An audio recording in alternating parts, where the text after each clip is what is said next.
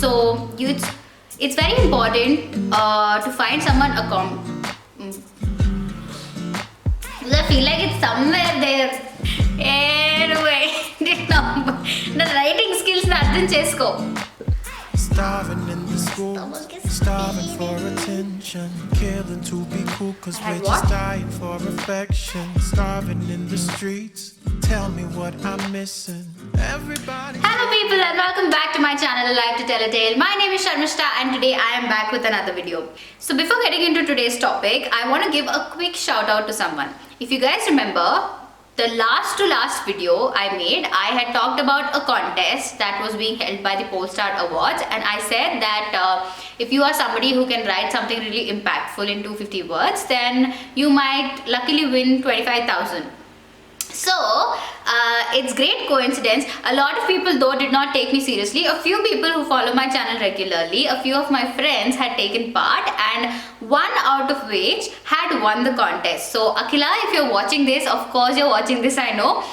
Many congratulations. Thank you so much for showing some faith in me. Please tell people to take me seriously from the next time. Guys, I really want you to understand that if I'm getting something to you through my channel, then it is going to be verified. It is going to be something that might really genuinely help you in some way. So please take me seriously.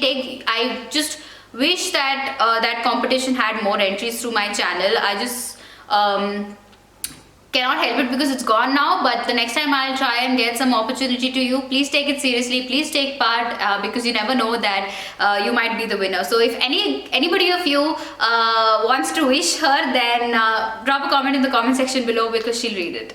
So in today's video, we're going to talk about something that's not very happening. Most of you might reconsider the option of going to Ireland, staying alone without your family, without any house help and things like that. So just in order to not scare you away from the idea of moving to Ireland for studies, I am going to also list out the problems or the responsibilities that might come onto your shoulders.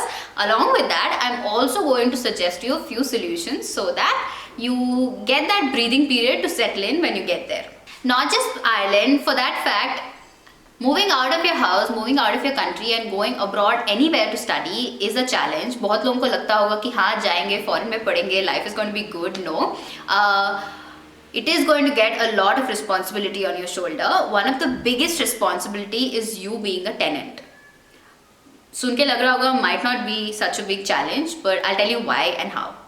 So basically, you hear what I say. Introspect with yourself, ask yourself if you're ready to take this responsibility, if you're ready to lead a life like that, and then take the decision of going abroad and study. First and the most important challenge is going to be giving up on privacy. I have been telling about this time and again that if you want to save up on money, then you're going to give up on privacy. If you want your privacy, then you're going to pay a lot more rent than the usual. How does privacy become a very important aspect? Of course it does. You do not want to be sharing your room with more than one person. If you get to stay all by yourself, then great. But if you are sharing it with others, it's so important that you guys are so compatible with each other. The house is not going to be just with 2 people or 3. Sometimes it can go up to 4, 5, 6, 7, and trust me, I have heard of people who live in 3-bedroom apartments but are 8 to 9 people with just 2 bathrooms. Sharing bathrooms, sharing the same kitchen, sharing a bed, or sharing any appliances that are in a house is a big challenge. When you look at it from the outside perspective, you feel like ho jayega, but everybody have different mindsets. Everybody's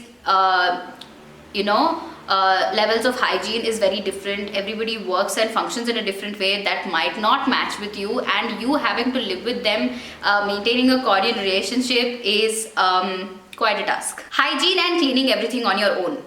So most people in India gets house help. जब house help नहीं होता है तो your parents are there to do the job, और you split the job with your family and things like that, but वहाँ पे you are going to get no house help.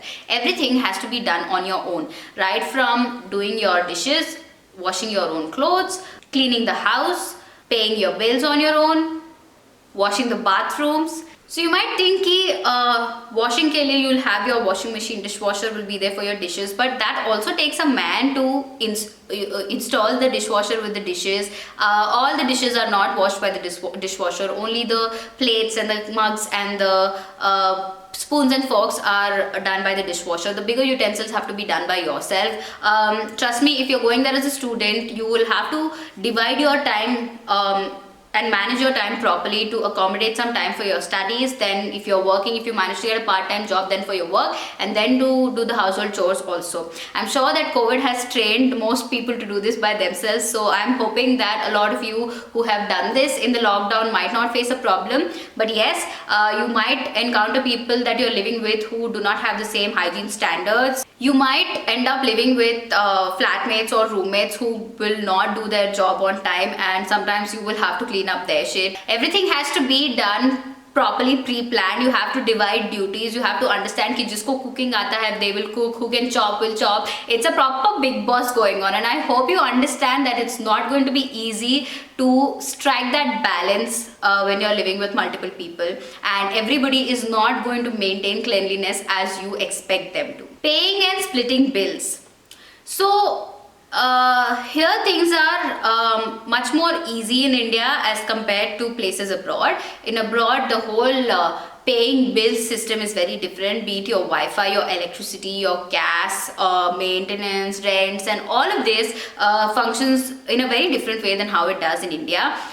If you are going to go there, if you are already going to start living with somebody who has been living there from before, then all this headache doesn't come onto your head. But if you are going to establish a proper living from the scratch, that is, you tag along with 2 or 3 people and then rent an apartment, then you have to register yourself with the electricity guys, with the gas guys, with the internet, and you have to keep paying them on the monthly basis and things like that. So all this is yet another challenge, because initially you don't know how much you're using and how much you're going to end up being billed for. And there was a time when I was charged 600 euros and we had a tough time clearing that bill. So it's important to understand that you make the right choice. If you are getting the chance to live with somebody who already has been living in Ireland for a while and has all these registrations sorted, then great. I would not suggest you to go building a living from the scratch, like renting a whole apartment for yourself and then tagging people along and things like that. It's slightly more difficult and it makes you... The next point is being responsible for your own money. You can end up losing money from different charges. Ask me how. So when you are living in a house and suppose you're vacating it because you found a better deal, when you're leaving the house, if you don't give the house, if you don't hand over the house to the agent or to the landlord in the exact same condition that they handed over it to you, then you're going to be deducting a big bulky amount of cleaning charges from the deposit you had given to them. And when I say big, it means that very big.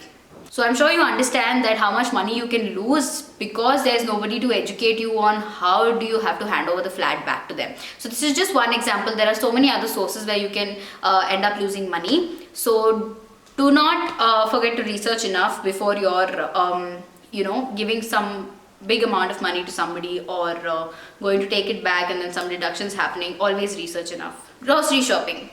So it's not going to be like अरे आज के grocery में कुछ miss हो गया फट से जाके ला लेते. That's not how it's going to work. Of course you can make it work like that, but how grocery chains function there is just in order to make you visit them more or to make you their loyal customers. They end up doing vouchers. So for example, I worked at Dunnes and most of my shopping happened in Dunnes store. So what happens is every time I make a bill that crosses more than 50 euros, I get a voucher for my next bill that is going to give me a 10 off on a 50 euro bill. So whenever you go for grocery shopping, make sure that you buy everything that you need for the week. So that you don't have to go to the store again and again to buy 1 or 2 items that is not going to get you any discount or is not going to benefit you in any way, and ulta is making you pay full price. Always try to make a list, take that list with you, do the whole grocery shopping at once and accumulate all the coupons so that it can help you in the next purchase. The next, travel. So travel is hard. In India, you have multiple modes of transports. I understood the value of having an auto rickshaw in India. Though the comfortable climate, though everything is so feasible, but still you have autos available to travel small distances even if you don't want to walk. But I feel that autos are more necessary in colder places because it's so hard to walk through the cold. Okay, I'm digressing. What was I saying? In Ireland, there are only going to be limited options. Either you walk, either you take the Lewis, either you take the Dart, either you buy or rent a bicycle and cycle. Taxi, you have taxis, you have your Uber, but they are not always an option because they are comparatively much more expensive than the other modes of transport available. If you are staying somewhere close to the city center, then going to every university is feasible, but finding a good house in city center is very difficult. Like I said, it comes down to privacy and rent and how much you're spending and things like that. So most people end up taking houses that are a little far from the city center to have reduced rents and to live comfortably and choose to travel by any of the transports available. So I'd say that keep all these things in mind when you're looking for accommodation. A lot of people text me on Instagram asking, can you please suggest a few reasonable accommodation areas around Trinity University or UCD. Now a few people would say that there is always Daft and you can put the location and it'll show you listed options. But let me tell you that all the local websites in Ireland might put a lot of scammed ads. You never know who is showing you a real ad which is not. You need a credible source, and here I am going to offer you a credible source now. So the major motive of this channel and me talking about Ireland is to help students and cater to those problems whose solutions I did not have. Nobody was there to educate me. So the first problem that I tried to cater was to people who are looking for universities, who are looking for guidance through their admission process and all end-to-end stuff that happens from the scratch, like the first step. For everybody who doesn't know, there is a Google form link in the description below. Anybody looking for any guidance through the application process can fill the form and somebody from my team will get in touch with you. Now, step 2. What happens once you get there? How do you sort yourself once you get there? Especially in times of COVID, your quarantine rules are being applied and they're very strict about you quarantining for at least 14 days once you get there. So now I'm going to offer you step 2 ka solution. So I'm going to leave another link under the Google form in the description below. This link, if you click on it, it'll direct you to a website called Amber Student. I'm not sure if you heard about these guys before or no, but Amber Student is a brand who specializes in student accommodation solutions. It's very important to find someone who is liable to explanation just in case anything goes wrong or if you need any help, and Amber Student is the place for you. These guys are everywhere, all around the world. They provide accommodation for students all over the world, be it America, Canada, Australia, Scotland, you name it, and they're there. And now they're in Ireland too. What are the advantages of booking an accommodation through Amber Student? So, you have your 24 hours customer support who's there to answer your queries in case anything goes wrong or you need any help while living in that accommodation. You have these guys to respond to you immediately. This is the only place where you can find an accommodation, where you can find a student accommodation that can be located as per the location of your university. You just type the name of your university and it's going to show you all the pop-ups of student accommodations available in and around. So usually student accommodation prices work not monthly wise, they work week wise. Amber Student has rents ranging from 130 euros to 250 euros a week. You have multiple choices when it comes to these student accommodations. One, that your quarantine time is sorted. It's better to pick a student accommodation over any Airbnb or any homestay because you are going to live among students. It's going to help you feel comfortable. It's going to know where to go to just in case anything happens. Nothing's going to happen, but if anything happens, you can book the place much in prior, even before you get there. And because in times of COVID, these unprecedented times might end up in any cancellations of flights or any delays in you getting to Ireland. So cancellation has been made completely free, which is also very flexible. I think everybody should do this. All the problems that I just listed out that you might face as a tenant, most of these are sorted because it's a student accommodation. As in the facilities that you're going to get in student accommodation campus, your Wi-Fi, your bills, all of it is going to be taken care of. You just have to pay your rent on time. This is not just a short term, it can be booked for long term also. Initially, I would say that you begin with booking your quarantine period, and then if you like it, if you think it's comfortable, then I would highly recommend you to extend it for as long as your course lasts. Another advantage is that these guys give you a furnished room. You have a study area, a bed, a fully functional bathroom.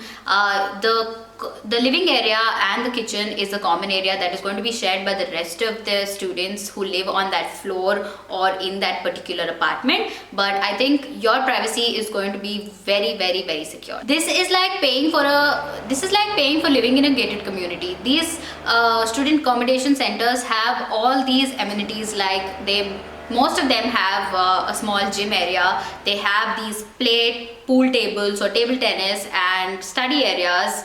And a lot of things that you would probably find in your university also. So it's going to give you the same vibe. And in times like these, where most students are expected to sit and study in their rooms and universities are not functioning, you cannot go and get that college life.